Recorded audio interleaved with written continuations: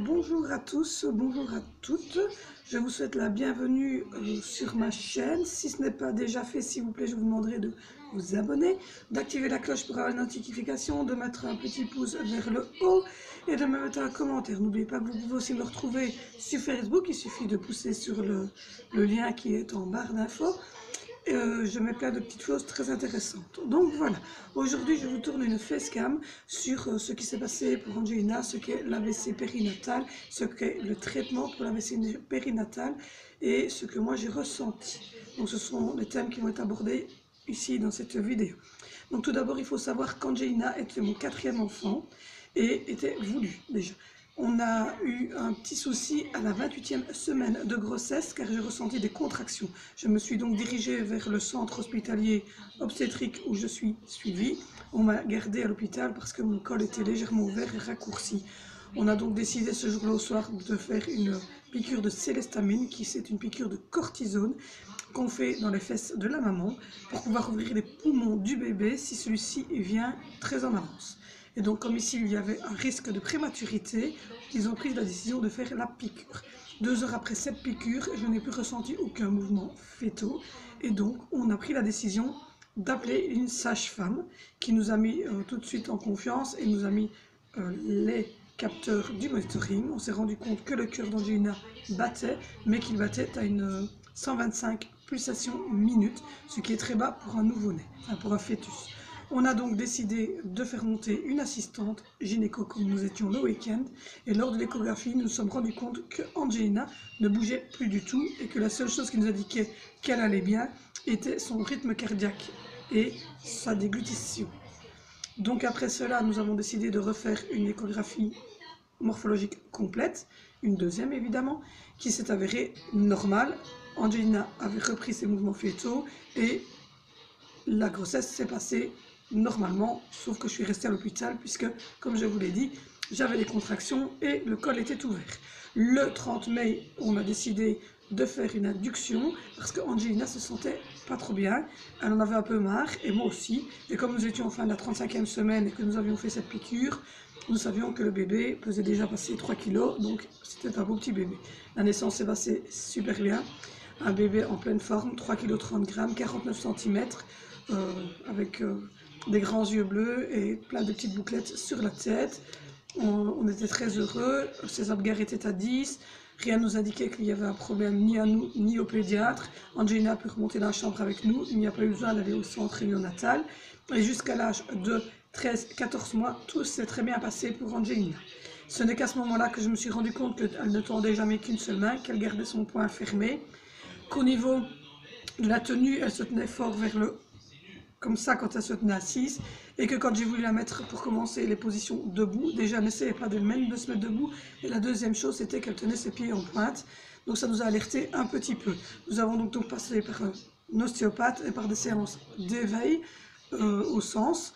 Ça a fonctionné puisque Angelina a commencé tout doucement à se mettre en position de 4 pattes, a commencé à évoluer un peu plus, mais au niveau des membres inférieurs, on avait toujours ce souci de pieds en pointe et que Angelina ne tenait pas évidemment l'équilibre, ce qui serait compliqué, vous vous doutez bien, avec des pieds en pointe.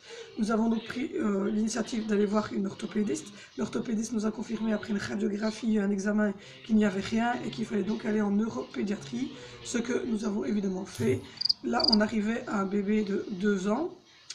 Le problème, c'est que évidemment les temps sont très longs pour avoir des rendez-vous, donc de l'âge de 15 mois jusqu'à 2 ans, il a fallu évidemment à chaque fois 2 ou 3 mois pour avoir le rendez-vous à l'ortho et puis 2 ou 3 mois de nouveau pour avoir le rendez-vous au neuro.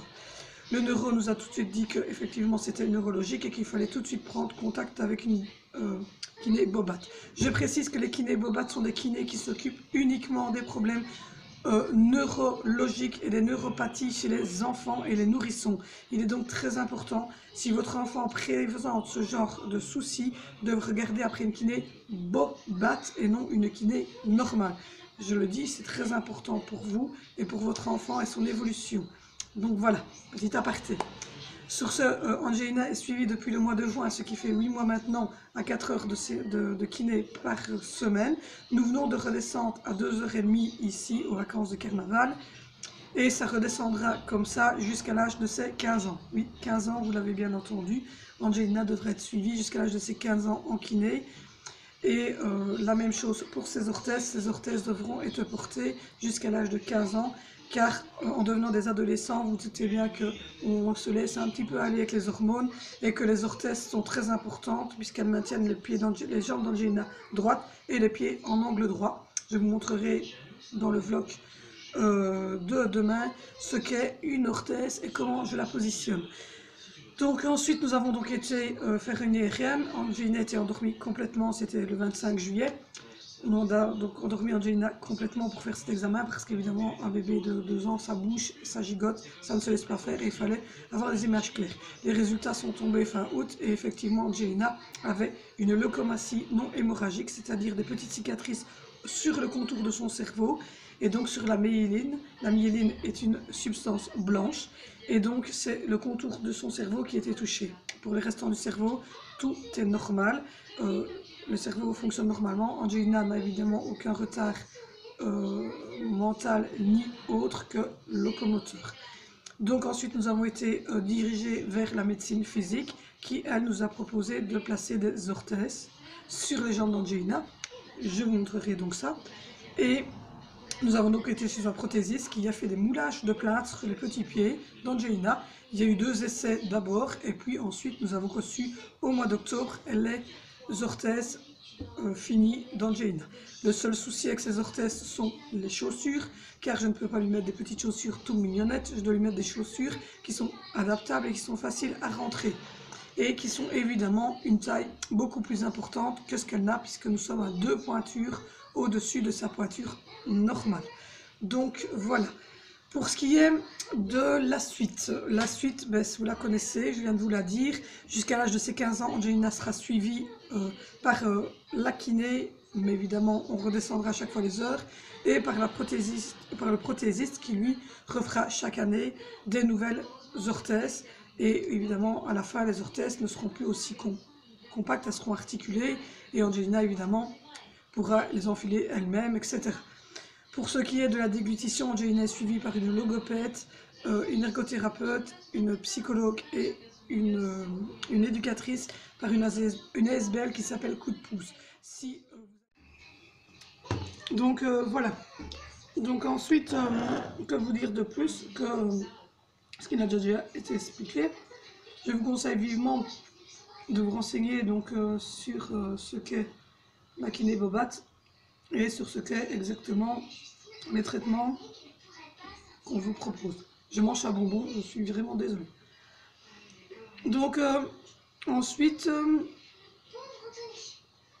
je vais vous parler plutôt de ce que moi j'ai ressenti. Il faut vous dire que quand on m'a annoncé que c'était neurologique, j'ai très mal vécu l'histoire parce que je trouvais que c'était difficile de l'accepter, vu que personnellement, j'avais toujours dit que si j'étais enceinte d'un enfant porteur d'un handicap, je préférais faire une IMG. On était bien d'accord avec mon mari tous les deux, donc il est bien évident qu'à ce moment-là, j'avais l'impression qu'on m'imposait quelque chose et qu'on trouvait ça normal que je m'occupe de ma fille parce que j'étais sa maman et que voilà. Personnellement, je ne juge pas que ça soit normal de s'occuper de son enfant quand il est handicapé et qu'évidemment on n'a pas choisi. Vous me direz que c'est choquant, vous me direz que s'il a eu un accident de voiture, etc. Nous ne sommes pas dans cette conjoncture. Ce n'est pas un accident de voiture, c'est un problème qui s'est passé lors d'une grossesse et donc on n'a pas vécu ça correctement. Je vous avouerai que moi personnellement il y a eu une chute, mais ça n'a duré évidemment qu'un certain temps. Je ne vais pas vous dire que maintenant tout est rose parce que c'est faux.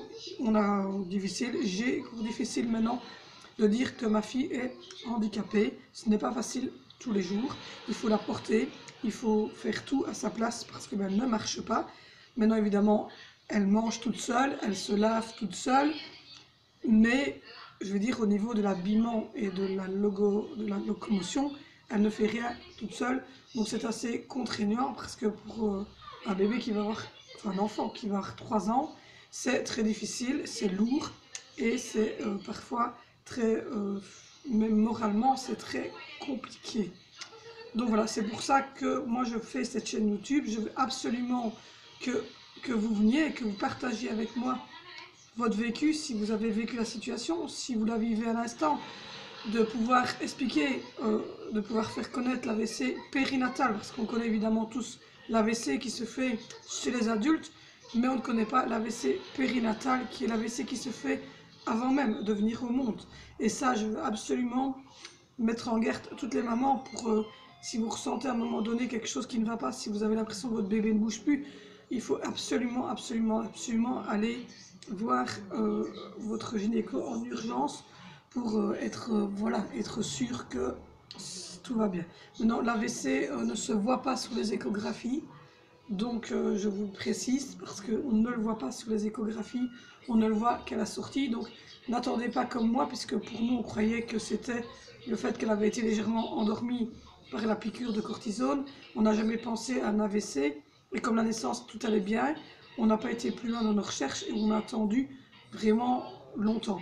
Donc si ça vous arrive et que vous vous rendez compte que c'est très ressemblant, faites peut-être les tests beaucoup plus rapidement que nous. Il suffit simplement de faire un IRM et de prendre contact avec un neuropédiatre. Donc c'est le seul conseil que moi je peux vous donner, après l'avoir vécu, et après, en tout cas être toujours dedans, puisqu'on le vit toujours. Ce n'est pas facile tous les jours. Donc j'espère que j'aurai été assez claire au niveau des termes médicaux, car c'est très compliqué de parler avec leurs termes à eux. Je tiens simplement à remercier tous les gens qui regardent déjà mes vidéos, mais j'aimerais s'il vous plaît que vous vous abonniez et qu'on puisse simplement pouvoir échanger entre nous.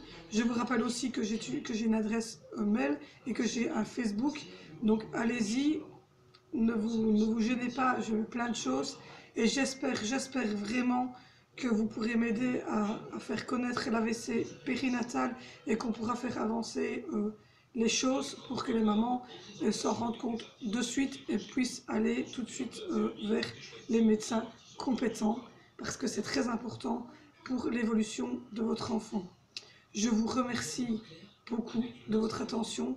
Je vous dis à bientôt et malgré tout, n'oubliez pas, la vie vaut la peine d'être vécue, mais si on la vit avec un grand sourire, alors souriez à la vie, profitez de tout.